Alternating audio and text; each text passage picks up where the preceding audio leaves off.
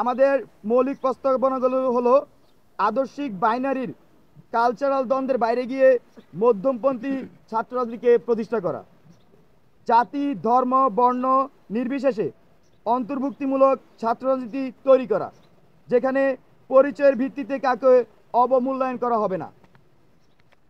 আমাদের July August গণঅভ্যুত্থানের ভিত্তি মূলধারার ছাত্র রাজনৈতিক পরিসরে নারীদের যে অনুপস্থিতি রয়েছে সেটিকে অ্যাড্রেস করে নারীর রাজনৈতিক মানস বিনির্মাণ করা, রাজনৈতিক চর্চার পরিবেশ তৈরি করা এবং রাজনৈতিক ব্যবস্থাকে নারীবান্ধব করে তোলার মাধ্যমে নারী পুরুষে নির্বিশেষে সকলের জন্য সমান সুযোগের সৃষ্টি করা, শিক্ষার্থীদের অধিকার আদায়ের প্রশ্নে আপোষহীন ছাত্র রাজনীতির প্রতিশ্রুতি দেয়া, বাংলাদেশের সংগ্রাম ও স্বাধীনতার ইতিহাসকে স্বীকার করে এবং 47, 52, 62, 66, 68, 69, 71, 90 এবং 24-এর সকল গণ আন্দোলন এবং ছাত্র জনতার সংগ্রামী চেতনা থেকে ভিত্তি করে ছাত্র রাজনীতি আমরা সক্রিয় করব।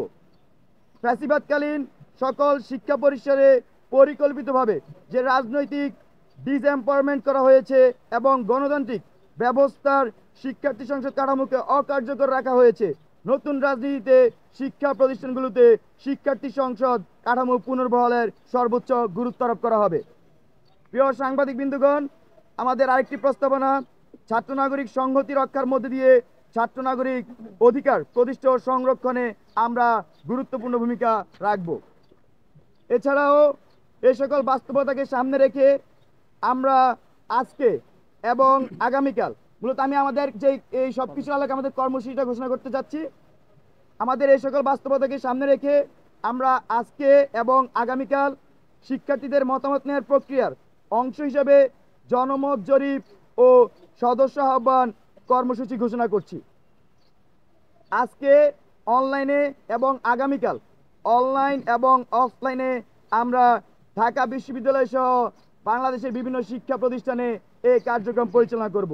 বিশেষ করে আমাদের ঢাকা বিশ্ববিদ্যালয়ের টিএসসি, কার্জন, মোকাররম, মোতাহের, কলাভবন, এফবিএস সহ জাহাঙ্গীরনগর, জগন্নাথ, তারপর ঢাকা শহরের যে প্রাইভেট বিশ্ববিদ্যালয়গুলো আছে, কলেজগুলো আছে, এছাড়াও আমাদের সারা দেশে যে সকল পাবলিক বিশ্ববিদ্যালয় আছে সবখানে আমাদের এই কার্যক্রম পরিচালিত হবে, আর মাদ্রাসাগুলোতে আমাদের এই কার্যক্রম পরিচালিত হবে।